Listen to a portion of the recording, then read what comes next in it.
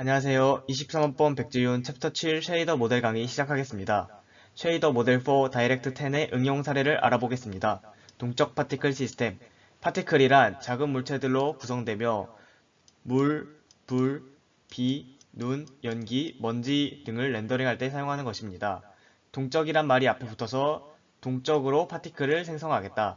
이때 기아 쉐이더와 스트림 출력을 통해 파티클을 생성하고 동적으로 하겠다는 것입니다. 기아 쉐이더와 스트림 쉐이더 모델 4의 특징입니다. 그 전에 쉐이더 모델 3에선 렌더링 파이프라인 4단계만 거쳤습니다. 버텍스 쉐이더, 레스터라이저, 프래그먼트 쉐이더, 출력 경험만 있었는데 쉐이더 모델 4에서는 기아 쉐이더와 스트림 출력을 제공합니다. 파티클 시스템은 두 단계로 구성됩니다. 첫 번째 단계는 시뮬레이션 단계입니다. 시뮬레이션 단계에서 물리 법칙을 이용하여 파티클의 위치와 속도를 계산합니다. 그 다음 렌더링 단계에서 개별 응용 분야에 특화된 기법으로 파티클을 렌더링합니다. 뒤에 나올 파티클은 보통 빌보드 기법을 렌더링하는 것을 추천합니다. 그러면 동적 파티클 시스템은 두 단계를 거친다고 했습니다. 시뮬레이션 단계는 물리 기반 시뮬레이션을 합니다. 이때 사용하는 것이 뉴턴의 운동법칙입니다. 뉴턴의 운동법칙 제1법칙 관성법칙은 가만히 움직이지 않는 물체는 움직이려고 하는 것이고 움직이는 물체는 계속 움직이려고 하는 게 관성법칙입니다. 뉴턴의 운동법칙 제2법칙 질량이 있는 물체에 힘을 가하면 가속력이 생깁니다. F는 ma. 다시 한번 가속도 a에 대해 풀면은 가속도는 m분의 f로 나타낼 수 있습니다. 가속도는 속도에 대한 미분한 것입니다. 속도의 변화량이 가속도입니다. 가속도를 시구간에 대해 적분하면 속도의 변화량을 얻을 수 있습니다. 그리고 정확한 미분과 적분을 하지 않고 시간을 잘게 쪼가서 작은 시간 스텝별로 속도를 나타내고 싶다면 적분을 하지 않고 새로운 속도는 초기 속도 플러스 8로 나타낼 수 있습니다. 이것을 물리 기반 시뮬레이션을 사용할 때 쓸 것입니다. 뉴턴의 운동법칙을 하다가 가속도에 대해서 얘기했는데요. 제2법칙은 F는 ma, 질량이 있는 물체에 힘을 가하면 가속도가 생긴다. 뉴턴의 운동법칙 제3법칙은 작용-반작용입니다. 물로켓을 만들어 보면 물을 담아 넣는 페트병에 바람을 넣는 기구를 이용해 공기를 잔뜩 넣어서 미세한 노즐을 갑자기 열면 그 아래 방향으로 물이 분사되면서 반작용으로 물로켓이 치솟습니다. 이게 작용-반작용 법칙입니다. 뉴턴의 운동법칙 제3법칙은 작용-반작용입니다.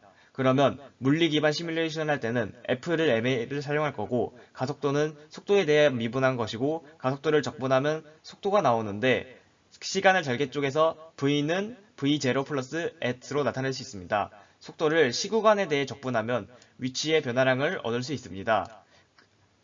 하지만 그냥 얻지는 못하고 시간을 잘게 쪼가서 새로운 위치 s는 초기 위치 s0 플러스 평균 속도 2분의 v0, VL이 아니라 v0입니다. 평균 속도를 시간으로 곱해서 더하면 새로운 위치가 나옵니다.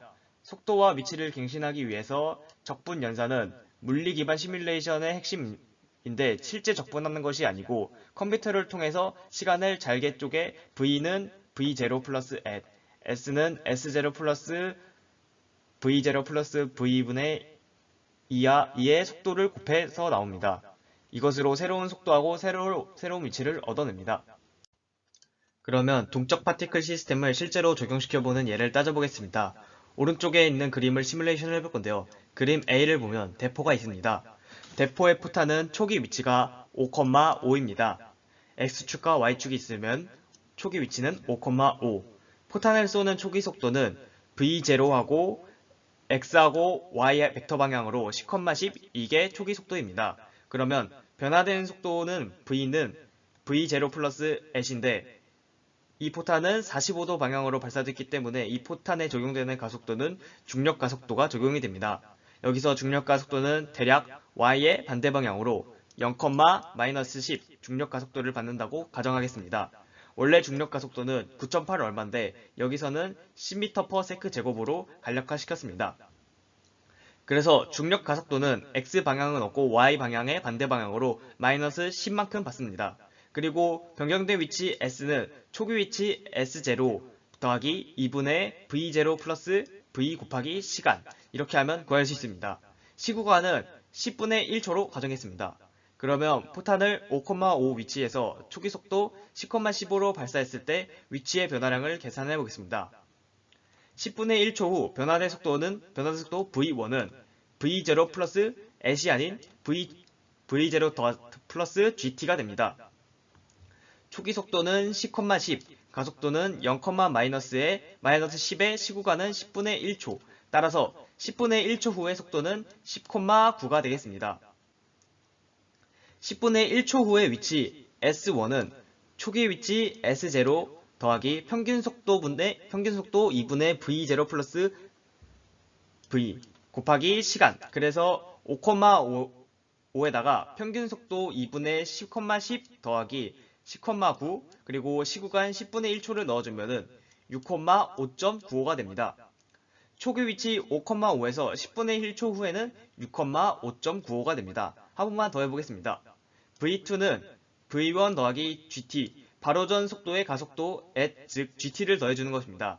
이게 실제 적분을 하지 않고 시간을 잘게 쪼개가지고 컴퓨터 시뮬레이션을 통해서 적분을 흉내내는 것입니다. 10,9 가속도는 0,-10, 10분의 1초 후에는 10,8이 됩니다. 그때의 위치는 S1 더하기 평균 속도 V1 더하기 V2 곱하기 시간은 6,5.95 더하기 2분의 10,9 더하기 10,8의 10분의 1초가 되겠습니다. 구하면 7,6.8이 되겠습니다. 이런 식으로 계속 계산하게 된다면 이 포탄은 포물선 운동을 하게 됩니다. 그래서 쉐이더 모델 4 기아 쉐이더와 스트림 출력을 통해서 파티클을 생성하게 된다면 시뮬레이션 단계는 뉴턴의 운동 법칙 V는 V0 플러스 at, S는 S0 플러스 2분의 평균 속도 T로 위치를 계산하고 실제 렌더링 단계에서 렌더링을 하게 됩니다. 두 번째 예제, 불꽃놀이에 대해 설명하겠습니다. 강의 자료에 있는 동영상을 쉐이더 모델 4 기화 쉐이더와 출력 스트림 출력을 이용해서 불꽃놀이를 해보려고 합니다. 파티클에는 세 종류가 있습니다. 먼저 발사관, 빨간색 파티클입니다.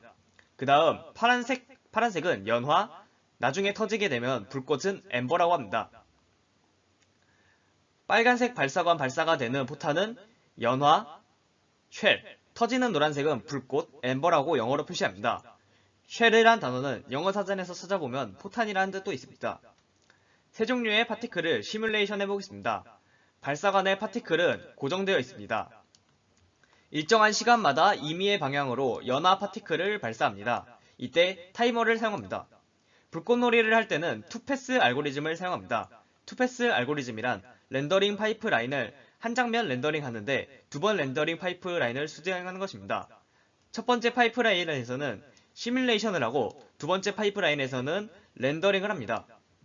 그러면 쉐이더 모델 4니까 버텍스 쉐이더, 기아 쉐이더, 스트림 출력, 레스터라이저, 프래그먼트 쉐이더, 출력 병합 이런 것들을 구비하고 있습니다. 렌더링 파이프라인을 다 거치는 시뮬레이션 단계에서는 정점 쉐이더는 발사관을 기화 쉐이더로 넘겨줍니다. 기화 쉐이더는 발사관 타이머가 있어서 감소한 후 스트림 출력을 통해 발사관을 메모리에 저장합니다. 그 후 한 렌더링 파이프라인이 끝나게 됩니다. 두 번째 단계에서는 정점 버퍼 내용을 렌더링하게 된다면 현재는 발사관만 있기 때문에 빨간 발사관만 렌더링이 됩니다. 자, 그러고 나서 발사관 타이머가 0이 되면 시뮬레이션 단계에서 런처의 타이머를 초기 값으로 재설정합니다. 기아 쉐이더는 새로운 정점 연화를 생성합니다. 프리미티브를 생성할 수 있기 때문에 연화, 즉 포탄을 생성합니다. 연화도 역시 자신의 타이머를 가집니다. 연화는 초기 속도와 위치를 가집니다. 기아 쉐이더는 발사관과 연화를 스트림 출력을 통해 메모리에 출력하게 됩니다.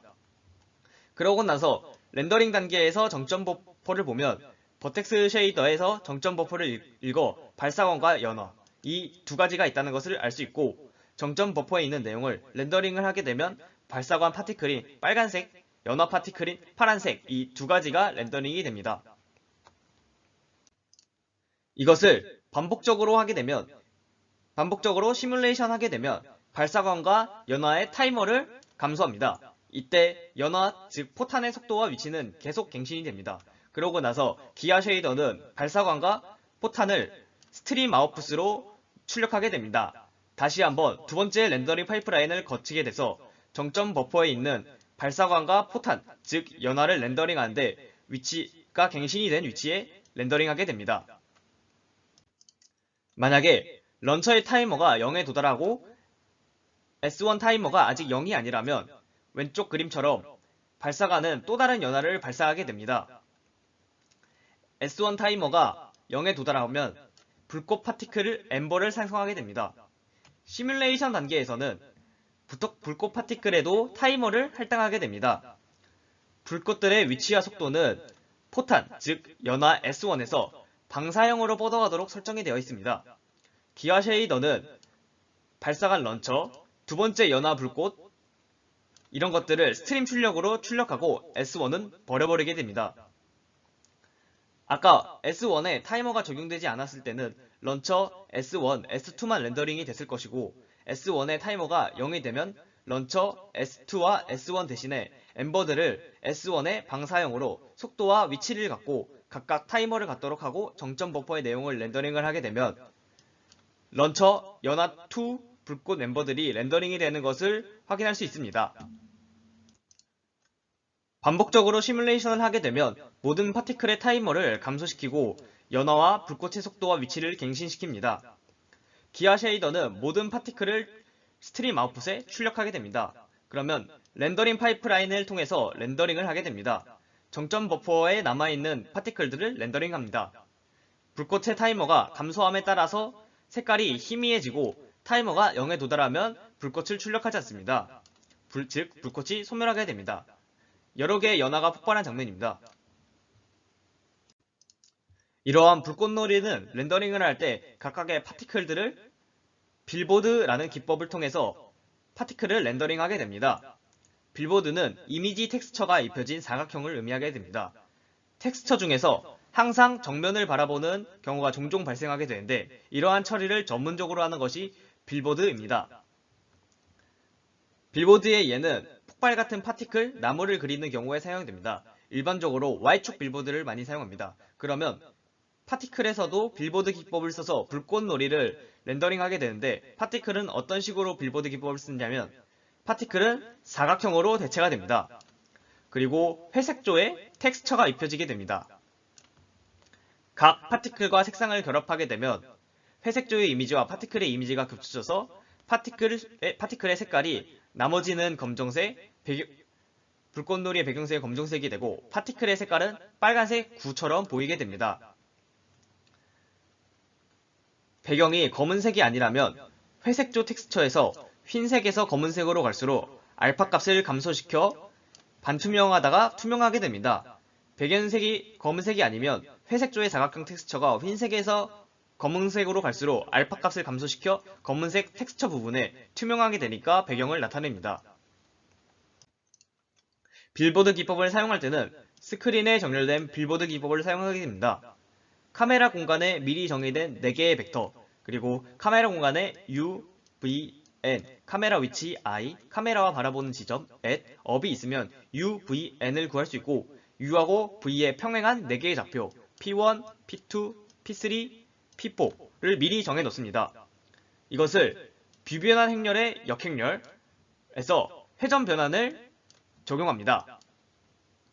회전 변환의 역행렬을 하면 카메라 공간에 UVN의 역행렬을 하면 월드 좌표계로 바뀝니다. 이곳이 월드 좌표계입니다.